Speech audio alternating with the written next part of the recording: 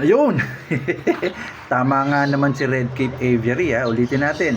May feedback si Red Cape Aviary. Sabi niya, sana meron din sample ng picture ng actual birds, yung mga dark factor birds for comparison. Ito, favorite niya. Oh.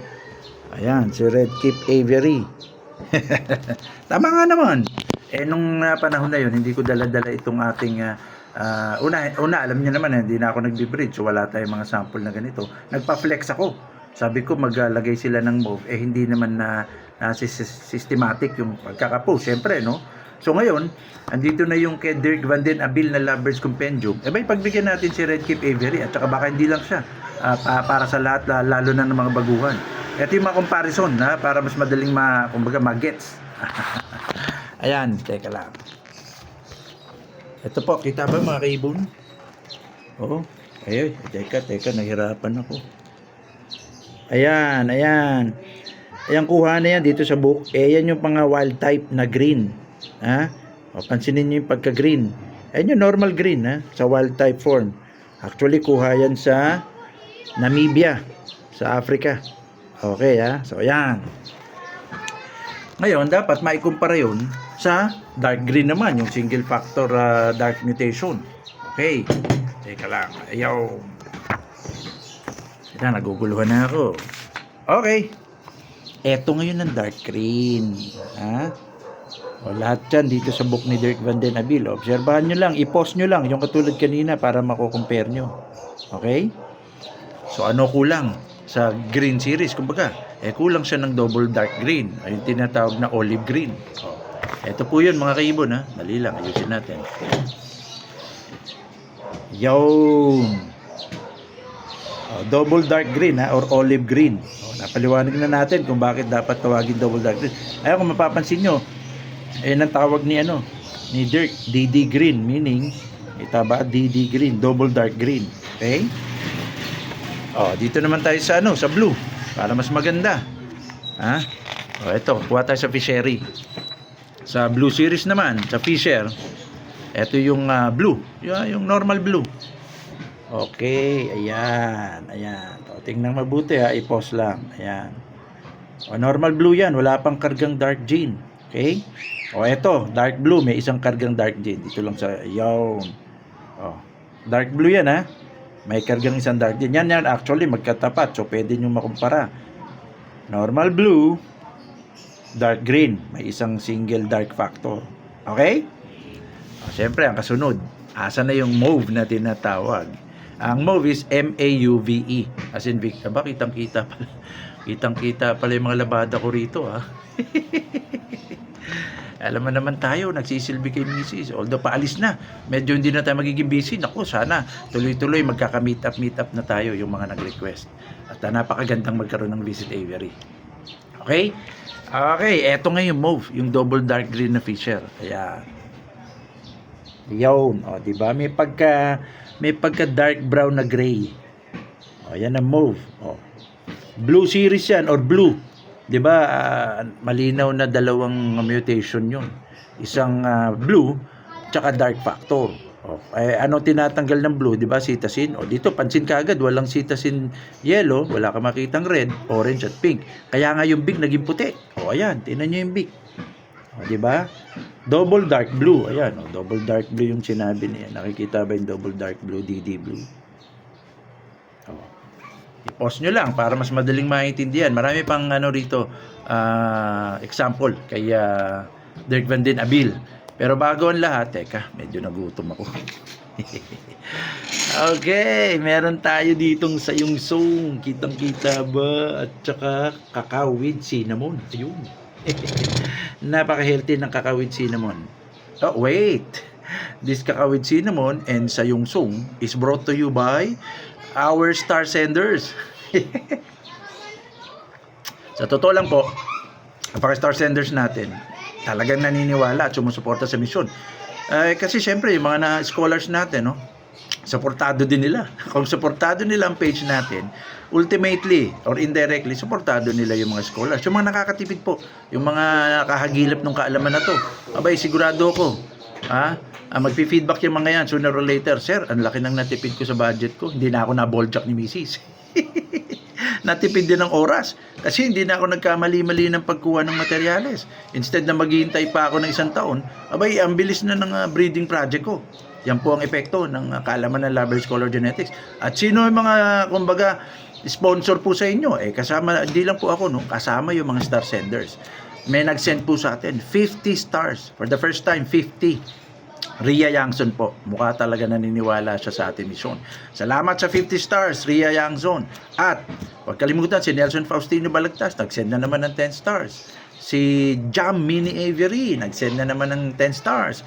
Chris Manehe, of course. Nagsisend din si Erwin Asuncion sa mga nakaraang vlog.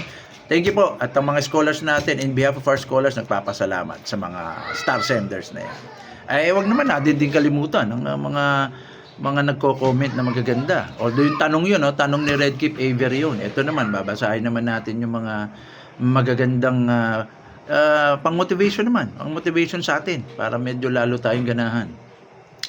At sabi ni Eugene Christopher Sudoy, kaya pala hindi maiiwasan maglabas sila ng dark green at olive green. Ang babasahin muna natin katulad nila yung mga hindi masyadong nababasa, yung mga bagong follower kasi nabasa na madalas natin yung nakaraan yung ibang lagi nagko-comment. Sabi ni Daryl Cedrix, good morning po. Thanks po sa makabuluhang bagong kaalaman. Very timely po at alaga ko po ay blue at violet alps. Ay, nakakatuwa ako. Mahilig ako sa violet. Malamang darating tayo dyan. Mike Bongkokan, maraming salamat sa dagdag kaalaman, sir. God bless us, always po. Gilbert Rabe Bilasano, 100%. Module 8. Nag-send naman tong si Nald Arevalo ng kanyang mga mauve. Sabi ni Richard King Baya, isa kang scientist, mentor. Galing mo talaga. Hindi naman. Malayo pa tayo sa pagiging scientist. Si Tito Rest, nagpadala siya ng mga formula ng normal, single factor at double factor. Very good. Tito Rest. Edgar Malikdem, paminsan-minsan ko na ito nababasa pero ang tagal ng taga-subaybay ito, dun pa lang sa mga artikulo natin. Sabi ni Edgar Malikdem, idolo talaga. 100%. Daming alam. Si Nelson Faustino Balagtas, ayos boss idol, maliwanag na sa dilim. Thank you, mainam na mag-project kapag ganitong may kaalaman sa pag-iibon. Arnel Villanueva, nagtatanong siya tungkol sa Ewing. Okay? Masasagot yan. Daan-daan lang po. Kunting tiyaga lang. May mga nagpadala dito ng mga kanilang Dark Factor Misty. Si Manuel Jr. Sueña Abrillo. Si Janardan Limosa. Romy Castillo. Jonathan Beniegas Magalona. Sabi niya, it's so good. Jonathan Beniegas Magalona. ISM Bird. Ngayon ko lang nalaman, may double dark blue pala akong alaga. Yung mauve. Salamat sa info, sir. Malaking tulungan yung kaalaman na binabahagi. ISM Bird po yan. Paul Ellison Garcia, good morning, Prof. Sabi ni Abu Josh, ayun, sa Paul, pang Hollywood yung tawa. Pero solid ang episode na to. Lumiliwanag ang madilim na katotohanan. Ayun. Si Angelo Castro, nagpadala ng medyo magandang Ewing niya. May dark factor ba yan? May violet factor ba yan? Kita ba? Ayan, Angelo Castro. Figura Alvin, babasahin ko kasi sabi niya, pag back-to-back double factor, ang parisan, nagiging parang buhol-bulang feather ng offspring. Most likely, baka Ewing to. Kasi nangyayari talaga sa Ewing yan. Papaliwanag natin yan sa mga susunod, ha? Abang-abang lang. Si Low Mute Avery, nag-share din to, tsaka nag-share siya ng kanyang parang par blue na mauve. Ayan, si Low Mute Aviary.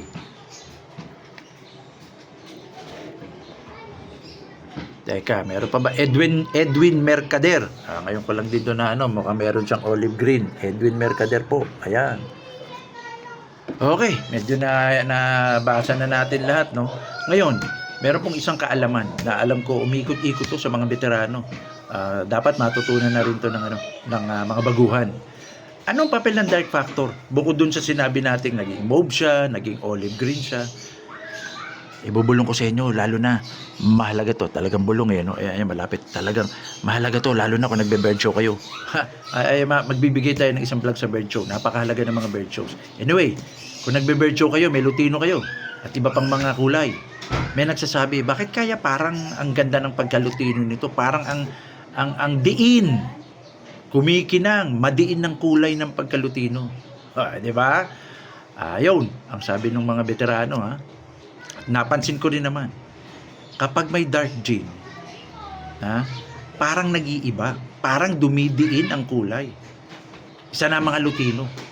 Malay natin, ito pa pala, hindi lang yung dumidiin ng kulay para sa bird show ng mga Lutino. Ang isa pang napakagandang epekto, hindi pala epekto, parang maaayos natin ng kalituhan.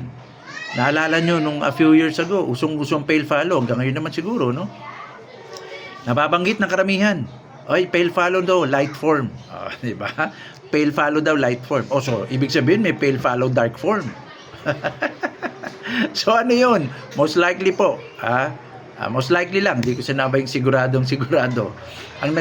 Yung light form, yun po yung normal na pale fallow. Kasi pag tinignan nyo yung pale fallow dito sa book ni Dirk, medyo light siya. Yun yung normal. Yung ngayon, yung parang madiin. Yung madiin na pale fallow, most likely merong dark gin yun. Yung isa pang gin din na babanggitin natin. Ibibitin lang natin yung may isa pang gin na nagpapadiin. Pero most likely, yung mga dark form na pale fallow, may dark gin yan. O baka nga double pa yung iba. Pero mag-iiba na kasi pag double. Pero most likely, single factor dark gin. Yung karga ng medyo dark na pale fallow. So yung light form, most likely yun yung normal form. Yun yung normal na pale fallow, kumbaga yun yung walang kargang kahit anong dark gin. So yun, di ba? Napakaganda. Mawawala yung kalituhan na yun. At saka sa mga nagbe-bird show, pampadiin ng kulay. Okay. Yun lamang po. Happy Thursday. Nagpapasalamat tayo sa Panginoon sa mga blessings na ito. Marami pong salamat. At tuloy-tuloy lang tayo. Lagi tayo na-inspire sa mga feedback, sa mga nagsesend ng stars, sa mga suporta nyo. Hasta la vista!